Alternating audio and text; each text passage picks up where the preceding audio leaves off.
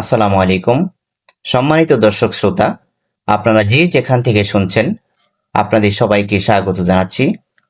আমাদের আজকের নিবেদন হাসির গল্প স্বপ্নে দেখা রাজকন্যা, অধ্যায় ১।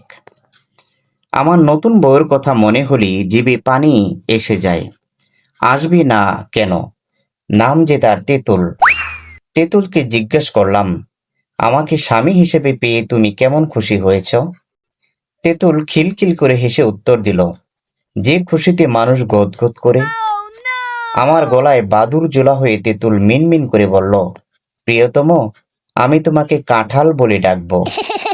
আমি আশ্চর্য হয়ে প্রশ্ন করলাম, কাঁঠালের অনেক কাঁটা, এ নাম কেন? তেঁতুল মুচকি হেসে উত্তর দিল, থাকুক কাঁটা, কাঁঠালের অনেক আঠা। আমি চাই আমাদের দুজনের সম্পর্ক কাঁঠালের আঠার মতো শক্ত হোক। অধ্যায় ২। বিয়ের পর এই প্রথমবার শ্বশুরবাড়ি যাচ্ছি। বউ আমাকে প্যান্ট পরতে বলায় আমি বললাম, তুমি তো জানো আমার সারা গায়ে চুলকানি। শার্টের নিচে হাত দিয়ে গা চুলকানো যাবে, কিন্তু প্যান্টের নিচে চুলকানি শুরু হলে প্যান্ট তো আর রাস্তায় খোলা যাবে না, বরং আমি লুঙ্গিই পরে যাই। শ্বশুরবাড়ির কাছাকাছি চলে এসেছি। দেখি বউয়ের বড় ভাই মানে সম্বন্ধী আসছে। লজ্জায় ভয়ে শরীরটা ঘামছে। চিন্তা করলাম, ভাইকে সালাম না দিলে লোকে বেয়াদব বলবে। আবার ভাবছি, সকল কাজের শুরুতে বিসমিল্লাহ বলতে হয়, সুতরাং বিসমিল্লাহ বলেই সালামটা দেব। ভাবতে ভাবতে হাত উঠিয়ে যেই সালাম দিতে যাব, সালামের পরিবর্তে সশব্দে মুখ দিয়ে বেরিয়ে এলো বিসমিল্লাহ। বউয়ের বড় ভাইয়ের সঙ্গে থাকা লোকজন সবাই হাসতে লাগলো। ভুল করে ফেললাম, লোকে হাসাহাসি করলো, এই চিন্তা মাথায় ঘুরপাক খাচ্ছে। আমি আনমনা হয়ে হাঁটছি আর ভাবছি, এ আমি কি করলাম? এ যে বড় অপমানের কাজ করে ফেলেছি। এখন বউয়ের ভাইয়ের সামনে পড়ব কেমনে? বউ পেছন থেকে লুঙ্গি হাতে নিয়ে ডাকছে, এই তোমার লুঙ্গি নাও। নিচের দিকে তাকিয়ে দেখি আমার পরনে লুঙ্গি নেই। আমি নতুন বউয়ের কাছে অপমান বাঁচাতে বুদ্ধি করে বললাম, হাফ প্যান্ট পরা আছে, লুঙ্গিটা বেগে ভরে ফেলো।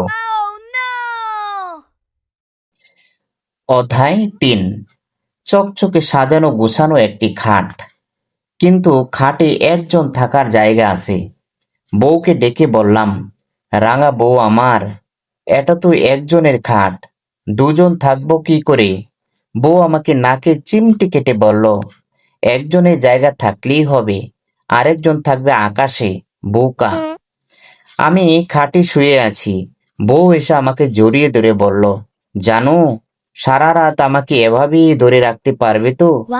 আমি বললাম, সারা রাত কেন, সারা জীবন ধরে রাখতে পারবো। যেই পাশ ফিরতে গেলাম তখনই পড়ে গেলাম খাটের নিচে। ওহো ওহো ব্যথা বলে কাতরাচ্ছি। চারিদিকে হাসির শব্দ শুনতে পেলাম। চোখ খুলতে দেখি আমার মেসের সবাই হাসছে। আমার সারা শরীরে ডাল মাখা ভাত। রফিক ভাই পাশে দাঁড়িয়ে বলল, শালা, দিবা স্বপ্ন দেখার টাইম পেলি না, পড়লি তো পড়লি আমার খাবার প্লেটের উপর।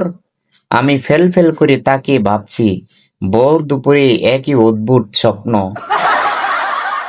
সুপ্রিয় দর্শক শ্রোতা, আমরা নিয়মিত গল্প পাঠ করে শোনাবো। গল্পটি ভালো লাগলে চ্যানেলটি সাবস্ক্রাইব করুন। ধন্যবাদ।